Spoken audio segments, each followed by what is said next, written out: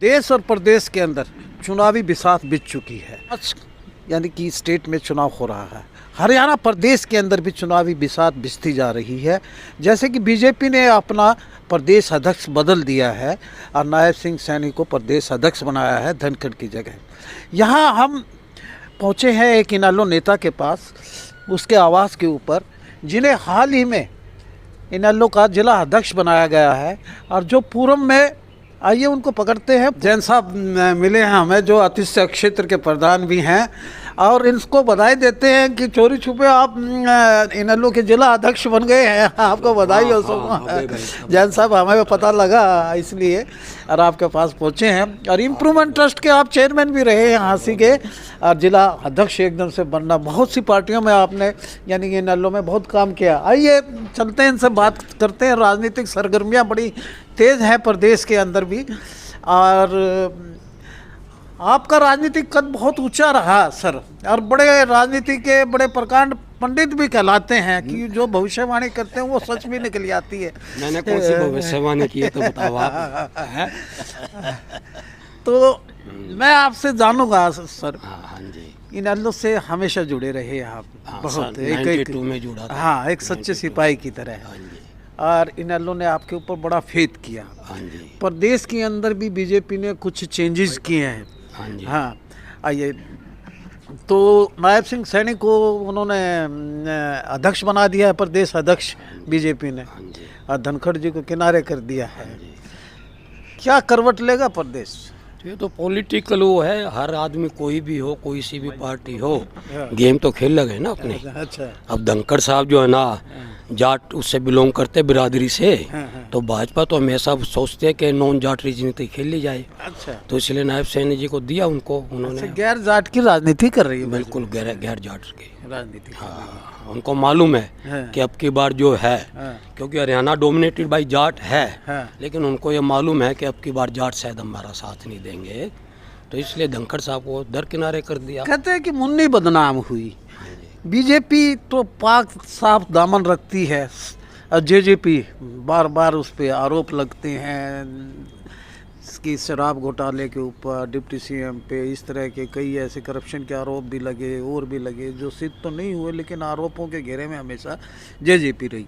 आपको लगता है कि क्या गठबंधन ये रहेगा आने वाले समय में या नहीं रहेगा? इसके बारे में मैं कुछ नहीं कहूँगा, आपको तो समय बताएगा। हाँ, इसके बारे में मैं आपसे कुछ नहीं कहना चाहूँगा, तो समय बताएगा। गठबंधन रहेगा नहीं रहेगा।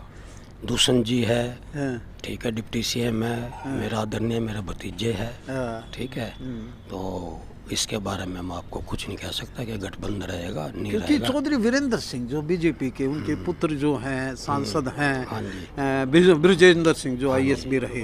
हाँ, और वो बाप बेटा जो रैली कर ली उन्होंने, और कहा कि ये गठबंधन रहेगा तो हम छोड़ देंगे पार्टी के, इस तरह की बातें आ रही हैं। तो उनका भी तो स्वार्थ है ना इस बारे में। अच्छा, स्वार्थ है। और क्या है? स्वार्थ की राजनीति है। स्वार्थ की राजनीति। उनको भी मालूम है, शायद हमारे जो अब एमपी साहब है विजेंद्र जी, उनको शायद भाजपा टिकट ना दे, तो इसलिए वो प्रेशर बना रहे हैं कि जसपा से गठबंधन तोड़ो, जसपा से गठबंधन तोड़ो। तो ये तो राजनीति है। तो इनेलो तो बड़ी साफ सुथरी बात करती है। चौधरी ओम प्रकाश चौटाला जी फील्ड में आ गए हैं, अभय चौटाला जी आ गए हैं। आपको लगता है कि भी आने वाले समय में बीजेपी का या इनेलो का गठबंधन हो सकता है? क्यों नहीं हो सकता? अच्छा, क्यों नहीं हो सकता? बिल्कुल स्वाभाविक है, क्योंकि पहले भी गठबंधन हुआ है। 2 बार अभय जी ने इनका साथ भी दिया है। हाँ, 2 बार, ठीक है, राज्यसभा में और मेरे ख्याल राष्ट्रपति उसमें दिया है। भाजपा को वोटिंग किया अभय जी ने। क्या लगता है कांग्रेस का आपको, कि कांग्रेस में अंतर कलह नजर आता है? गुट है एसआर के, जा शैलजा, रणदीप और किरण का, और एक हुड्डा का, ये तो वो तो अनाड़ी से नाड़ी भी जानता है, जो अनपढ़ है वो भी बता देगा। अच्छा, कि गुटबाजी है, गुटबाजी चल रही है, लेग पुलिंग चल रही है? शैलजा जी ठीक है, अलग है, सुरजेवाला जी अलग है, किरण चौधरी जी अलग है, हुड्डा साहब आदरणीय वो अलग है, वो तो सबको मालूम है। तो ऐसा कोई नहीं कि भी लोग वहाँ उठाते आई कांग्रेस, आई कांग्रेस, आई कांग्रेस, ऐसा तो कोई फंडा नहीं है। तो ये तो देखो, जो भी जिस पार्टी से है वो तो कहेगा कि आई कांग्रेस, आई कांग्रेस। अब मैं इनोले से हूँ तो मैं कहूँगा आई इनोलो, आई इनोले, हैं जी। और अभय जी मुख्यमंत्री बनेंगे, अभय जी मुख्यमंत्री बनेंगे, तो मैं भी कहूँगा स्वाभाविक है। अब आपने आदरणीय हुड्डा साहब की भी वो सुनी होगी कि भी अगर हमारी सरकार आती है तो 4 डिप्टी सीएम बनाएंगे। जी जी जी। ये हमारे गले नहीं उतरती। अगर कोई पढ़ा लिखा है, सब कुछ है, आदरणीय हुड्डा जी बहुत पढ़े लिखे हैं, 10 साल राज कर चुके हरियाणा पर। ये इतनी बड़ी स्टेट थोड़े कि 4 डिप्टी सीएम बनाएंगे ना। वहाँ पर यूपी है, वहाँ बात खप सकती है भाई 4 डिप्टी सीएम बनाएंगे। राजस्थान है, वहाँ खप सकती हांसी की है। राजनीति के बारे में आप क्या कहते हैं यहाँ पे कि क्या बीजेपी यहाँ से निकल पाएगी, क्या हो रहा है हांसी के अंदर? हांसी की राजनीति तो मैं तो अभी भी कहता हूँ, पहले भी कहा था कि हांसी का दुर्भाग्य है। इसको अभी तक कोई अच्छा विधायक मंत्री नहीं मिला अभी नहीं तक। मिला। हाँ ना, जो एक परिभाषा होनी चाहिए शहर की, जो परिभाषा होती है शहर की, ये तो मैं तो इसको जो है ना शहर तो नहीं कहता, एक जो ना रिफाइंड कस्बा कहता हूँ। कस्बा है, रिफाइंड कस्बा है। और इस बार बहुत रुपया लग गया है। और वो रुपया तो आपको ही मालूम है भाई, कहाँ जाता है, कैसे है 25% या कमीशन खाते हैं, उसका बाद अधिकारी खाते हैं, तो रुपया कहाँ लगेगा? मैं चेहरे पे आपकी वही चमक और दमक देख रहा हूँ। आप कभी बूढ़े नहीं होते, उम्र को कहाँ पीछे छोड़ जाते हैं? उम्र को पीछे, उम्र का तो तकाजा लगाना नहीं चाहिए जब तक शरीर काम करता है ना। आप बड़े फिट जब तक इंसान को ये नहीं सोचना चाहिए कि मेरी एज इतनी हो गई। जैसे कि हम राजनीति हो रहा करते हैं, हम खुद पत्रकार हैं, मेरे सामने रवि पत्रकार है, सारे हैं, और आपके बारे में सुनना लगेगा कि विजय जैन साहब इस बार चुनाव लड़ेंगे ही लड़ेंगे और उभर के आएंगे। आपने बड़ा अच्छा क्वेश्चन पूछा।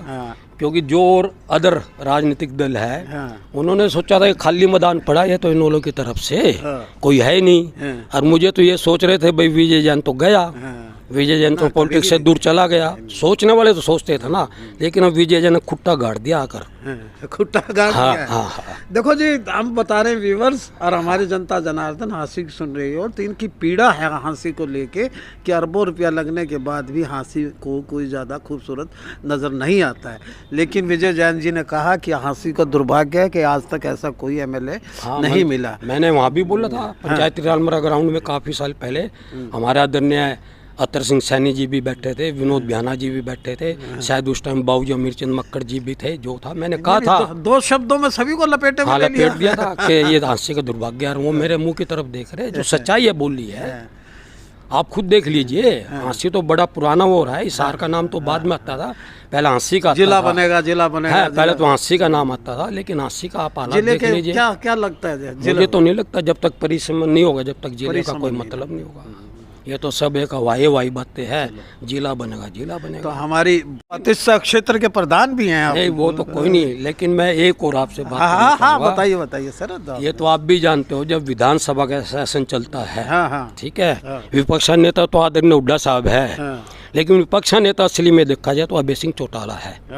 अकेला एक विधायक है जो विधानसभा में बोलता है और लॉजिकली बोलता है। एक दो बारी नेम भी हुए नेम हुए। वो मियान से तलवार जो निकालता है ना, वो अभय सिंह चौटाला निकालता है, जो निर्भीक होके बोलते हैं। बिल्कुल बोलता है, हर प्रदेश के लिए बोलते हैं, लॉजिकली बोलता है। एसवाईएल के लिए, एसवाईएल के तो कह रहा है कि मैं जान देने के लिए तैयार हूँ, और क्या कहेगा। आम आदमी पार्टी का कोई भविष्य नहीं। आम आदमी पार्टी का केजरीवाल जी है, ठीक है, अपनी कोशिश हर इंसान करता है, लेकिन हरियाणा में तो मुझे लगता नहीं कि केजरीवाल जी जमाने की यारी भीतर गए बारी बारी। ईडी क्या शिकंजा आप पार्टी पर कसा जा रहा है? क्या कसा ही जा रहा है, कसा क्यों नहीं जा रहा? अच्छा, अब आप ये देखेंगे, जिस टाइम अभय सिंह चौटाला जी विधानसभा में एंटर करते हैं तो कांग्रेस वालों को एक ऑक्सीजन मिलती है कि भाई कोई बोलने वाला आ गया। ठीक है ना, सब में यानी कि वो जोश भर देते हैं। हाँ, जोश भरते हैं। दिवाली का त्योहार आ रहा है, क्या कहना चाहेंगे जनता जनार्दन को? आप तो नेता बन गए हैं, इन लोगों के जिला अध्यक्ष हैं, धार्मिक प्रवृत्ति के भी बड़े इंसान हैं। चलो वो है, मेरे साथ सहयोग रहा है। मैं तो हांसी शहरवासियों को दिवाली की हार्दिक शुभकामनाएं देता हूं और भगवान से प्रार्थना करता हूं कि परिवार में हमेशा सुख शांति बनी रहे, इनको कोई पीड़ा ना हो और इनका जीवन हमेशा उन्नति के मार्ग पर चलता रहे। आप समाज धार्मिक प्रवृत्ति किए हैं, अतिशय क्षेत्र जैन अतिशय क्षेत्र समाज के प्रधान भी हैं, इम्प्रूवमेंट ट्रस्ट के भी चेयरमैन रहे हैं, और आप जिला प्रधान बन गए हैं इन लोग के। जिम्मेवारी तो आई, जिम्मेवारी आई आपके, निभाऊंगा इस जिम्मेवारी और आपकी भविष्य, उज्जवल भविष्य की हम कामना करते हैं। राजनीति में पदार्पण हो, और जो आपने शब्द कहा था कि हांसी को अच्छा विधायक मिले, और हम चाहते हैं कि आप नेतृत्व करें हांसी का और विधायक बनकर आए। बहुत बहुत धन्यवाद आपका, बहुत धन्यवाद। हम आपको फिर मुबारकबाद, बहुत धन्यवाद। देखते रहिए हांसी के।